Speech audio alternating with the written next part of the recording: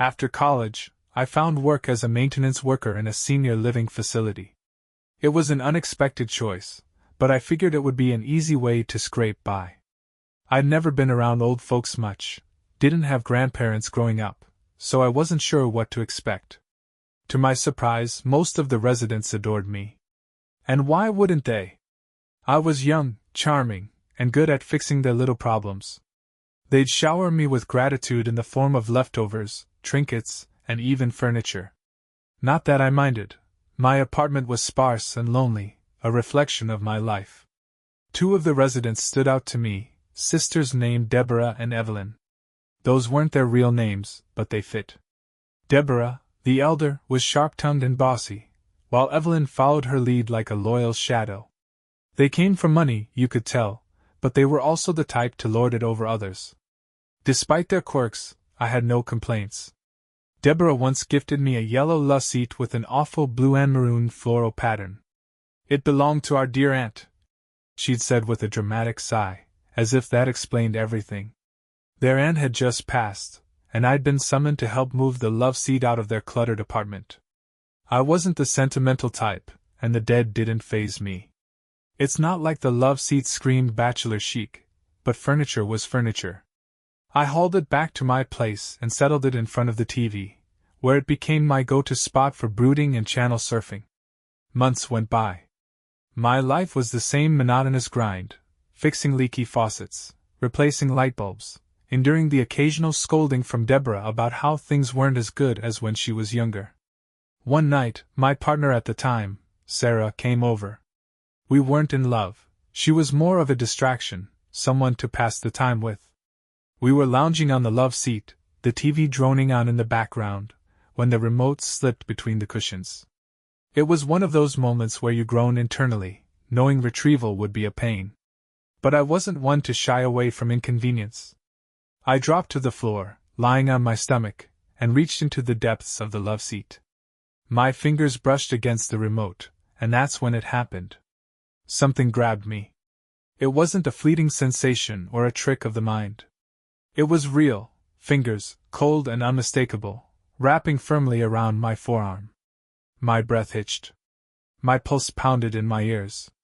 The grip wasn't painful, but it was deliberate, as if whatever was down there wanted to make its presence known.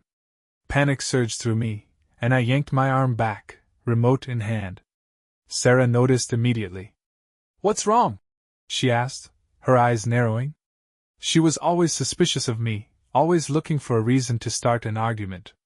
I stared at my arm, half expecting to see bruises or some sign of what had just happened. But there was nothing. "Something grabbed me," I muttered, my voice unsteady. I wasn't sure she'd believe me, but I didn't care. I wasn't sticking my hand back in there, not for anything. "Don't be ridiculous," she scoffed. "You probably imagined it." I didn't argue. What was the point? She wouldn't understand, and I wasn't in the mood to explain. But I knew what I felt. It wasn't my imagination. That love seat, it wasn't just a piece of furniture. Something lingered there, something that didn't belong in this world. When I moved out a few months later, the love seat stayed behind. I left it in the corner of the apartment like a silent witness, a relic of something I couldn't explain. I didn't care what happened to it. I was done with it, and whatever haunted it. The love seat wasn't my only brush with the inexplicable. If anything, that experience marked the beginning of an unsettling pattern in my life, one I could never quite shake. After moving to a less claustrophobic apartment on the other side of town, I found work managing a crumbling building in a rough neighborhood.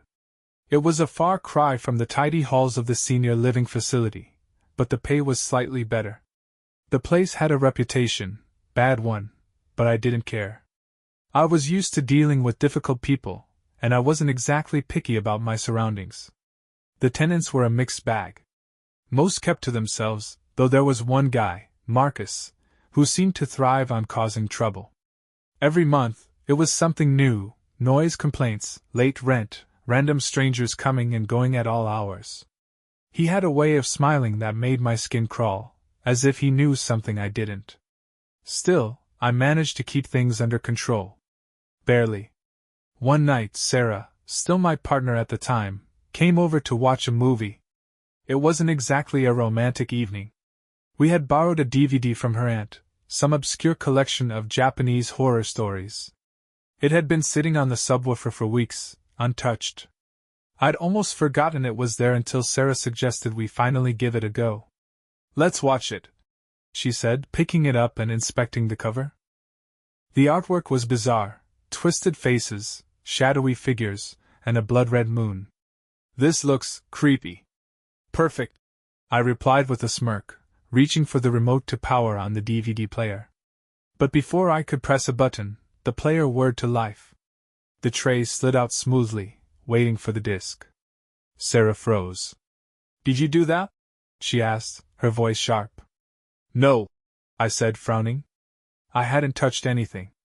"You're probably sitting on the remote," she said, her tone accusatory as she shifted on the couch to check under the cushions. I felt around, patting the fabric beneath me. "Nothing." "Not here," I said. She leaned over and checked her side. Still nothing. "Then where is it?" she asked, a hint of unease creeping into her voice. I glanced around the room, my eyes landing on the ottoman in front of us. The remote sat there, untouched and perfectly still, a good 3 feet away. "There," I said, pointing. For a moment, we just stared at it. The air felt heavy, charged with an energy I couldn't explain. Sarah's skepticism faltered, and I saw the fear flicker across her face. "That's weird," she said finally. "Yeah," I agreed. But weird didn't even begin to cover it. My gut told me that whatever had happened, it wasn't random. It felt deliberate, almost like a warning. We slid the disc into the tray and settled back, trying to shake off the unease. The movie was as unsettling as the cover had promised, a series of short, disjointed stories that left you feeling like the world was slightly off-kilter. But my mind wasn't on the screen. I kept glancing at the remote, half expecting it to move on its own. After the movie ended, Sarah left in a hurry. She didn't say much, just mumbled something about being tired. I didn't blame her. The atmosphere in the apartment had shifted, like the walls themselves were watching. I sat alone for a while, staring at the blank TV screen, trying to make sense of what had happened. It wasn't just the love seat. It wasn't just the remote. Something was following me, I was sure of it. Something that thrived on the cracks in my life, slipping through when I least expected it. And the worst part? I didn't want it to stop. There was a strange thrill in the fear, a sense that I was brushing up against something bigger, darker, and far more dangerous than myself. The weeks following the DVD incident were strange, to say the least. I began noticing small, inexplicable occurrences that I couldn't dismiss as coincidence. Lights flickered more often than they should have, even though I'd replaced the bulbs myself. Doors creaked open when there wasn't a draft to blame, and my phone would buzz with notifications only to show no new messages. Each event, on its own, seemed trivial. But together, they created a tapestry of unease that blanketed my every waking moment. Marcus, the problematic tenant, seemed to relish in my growing paranoia. One afternoon, as I was fixing a leaky pipe in the hallway, he sidled up to me with that unsettling grin of his. "You look tired, man," he said, his voice dripping with mock concern. "Bad dreams?" I didn't respond. I didn't trust myself to speak without letting my unease show. He chuckled and leaned closer. "This building, it has a way of getting under your skin. You'll see." "What's that supposed to mean?" I snapped, finally meeting his gaze. His eyes were dark, unreadable pools that seemed to hold secrets I wasn't ready to uncover. "Nothing," he said with a shrug. "Just don't let it get to you." With that, he walked away, leaving me with a dripping pipe and a sinking feeling in my chest. That night I couldn't sleep. I lay in bed, staring at the ceiling, listening to the faint hum of the city outside. My mind replayed Marcus's words over and over, twisting them into something sinister. Around 3 a.m. I heard it, a faint whisper, barely audible, coming from the corner of my room. It wasn't a voice I recognized, but it spoke my name. My blood ran cold. I sat up, straining to hear more, but the whispering stopped. The corner where it had originated was shrouded in shadow, and no amount of squinting could reveal what might be lurking there. My heart pounded as I reached for my phone, using the flashlight to sweep the room. Nothing. Just my messy desk and a pile of laundry. But I knew what I'd heard. It wasn't a dream. Something had called out to me, and it wasn't friendly. The next day, I decided to confront Marcus. If he knew something about the building, I needed answers. I knocked on his door, and when he opened it, the stench of stale beer and cigarettes hit me like a wall. "What?" he asked, leaning against the frame. "What did you mean yesterday?" I demanded. "About the building getting under my skin?" He smirked. "You're really spooked, huh? Don't worry, it's not just you. This place has history." "What kind of history?" He shrugged. "The bad kind. People died here. Weird stuff happens. Most folks ignore it, but you..." He trailed off, eyeing me up and down. "You attract it." I bristled. "What's that supposed to mean?" "You're like a magnet," he said, his tone matter-of-fact. "Some people are. You've got cracks, and it slips through." "What slips through?" Marcus's expression darkened. "Things. Shadows. Call them what you want. They feed on people like you." I wanted to argue, to tell him he was full of it, but his words struck a chord deep within me. I turned and walked away, leaving him to his dingy apartment and cryptic warnings. Over the next few days, the activity escalated. I'd wake up to find objects in my apartment moved or misplaced. My toothbrush ended up in the freezer. A photo frame on my desk was turned upside down. And then there were the dreams. Vivid, unsettling nightmares where I was being watched by something just out of sight. One night, I woke up gasping for air, my chest tight as if an invisible weight was pressing down on me. The room was suffocatingly dark, the kind of darkness that felt alive. I reached for my phone to check the time, but the screen wouldn't turn on. My heart raced as I fumbled for the lamp on my bedside table, but when I flipped the switch, nothing happened.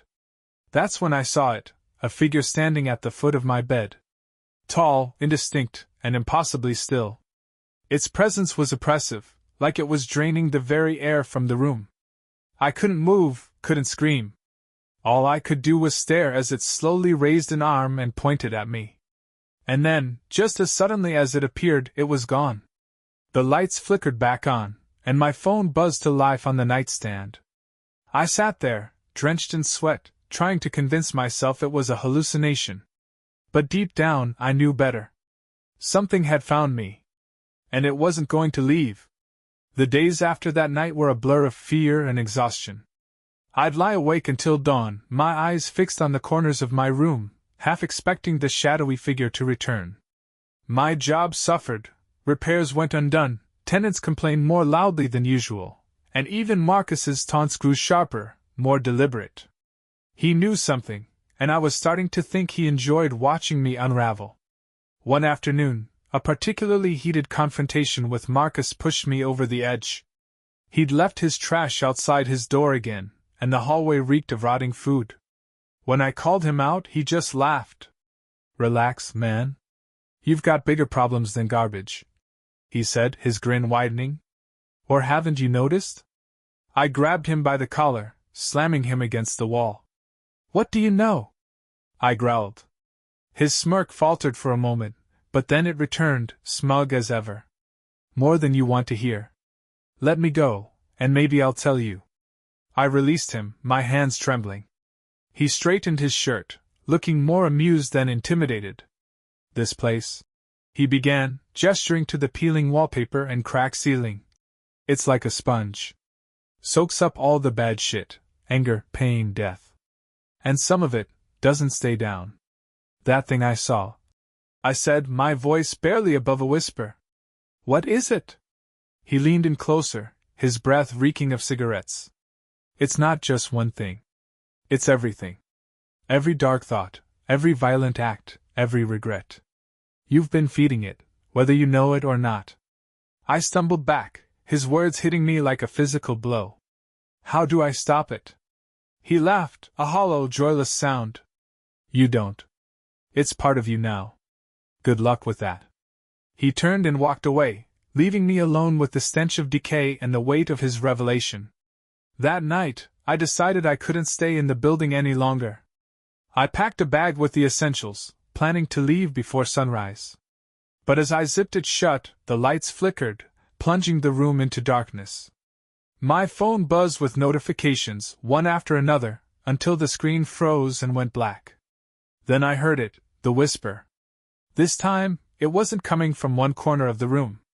It was everywhere, a cacophony of voices overlapping and echoing, each one more desperate than the last. My name was repeated over and over, mingling with words I couldn't understand but instinctively feared. I grabbed my bag and bolted for the door, but it wouldn't budge. The handle was ice cold, and no amount of force could make it turn. Behind me, the whispering grew louder, building to a deafening roar. I turned, and there it was again, the figure. This time, it wasn't alone. Shadows poured from the walls, coalescing into shapes that writhed and shifted, their forms barely human.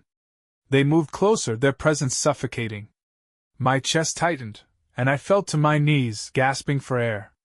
The figure at the center raised its arm once more, pointing at me with an accusatory stillness.